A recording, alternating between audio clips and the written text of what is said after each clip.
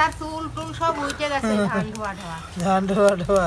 আমার বিটি ধান সিদ্ধ করতে বসে গেছে আর আমি সাইডে এসে এই তো ছায়ের মধ্যে দিয়ে খই ফুটাচ্ছি ধান দিয়ে। আর এই খই খাইতে ভালোই লাগে, মিষ্টি মিষ্টি। আগে ছোটবেলা যখন ধান সিদ্ধ করতেছিল তখন বিটির কাছে বসে থেকে আগুনের মধ্যে ধান দিয়ে খই ফুটা ফুটা খাচ্ছি। আর এই খই ফুটা খাইতে কাক কাক ভালো লাগে আর কে কে খাসেন অবশ্যই জানাবেন। খই ফুটাই খাইনি, এই সিদ্ধ ধানের মধ্যে ডিম দিয়ে সিদ্ধ করে খাইতেও খুব ভালো লাগে। কে কে খাসেন অবশ্যই জানাবেন। আর এখন দেখেন আমি আগুন তাপাচ্ছি। ধান সিদ্ধ করতেছে আর আমি আগুন তাপাচ্ছি।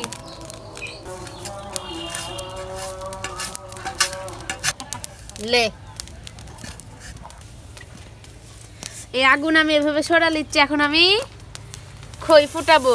কিভাবে ফুটাই দেখতে থাকেন। আপনারা কে কে ছোটবেলা এভাবে খাসেন বলবেন।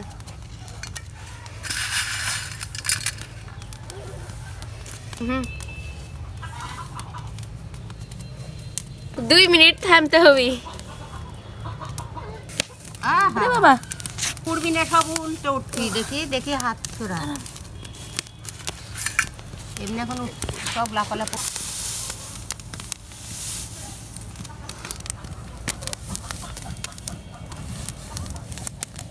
পুড়ে গেল বাবা, পুড়ে বাবা।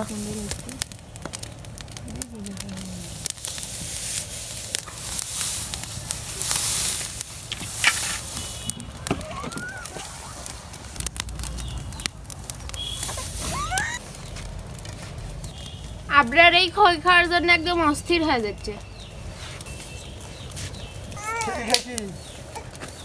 খই বানাচ্ছি, খই ফুটে ধানের খই।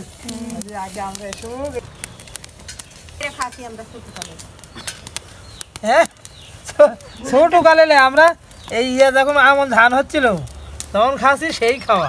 খাই রে বই এই যে এরকম জাবুড়ের মধ্যে ধরা যা আগুন, তখন মনে হচ্ছে যে খালি পোটা পট ফুটে। খাইতে ভালো লাগে খই। হ্যাঁ ভালোই লাগে, হয় মিষ্টি মিষ্টি লাগে। মিষ্টি আর এমন ফোটাই ফুটতেছিল। ওই যে রফিকুল বাড়ি করছে ওটি ওটি সব ধান ধরতেছিল। ওটি ধান ধরতেছিল এটিন ধোয়া ধোয়া লিয়ে যায়। আমার মাথার চুল টুল সব উঠে গেছে ধান ধোয়া ধোয়া। ধান ধোয়া ধোয়া ছোটকালে।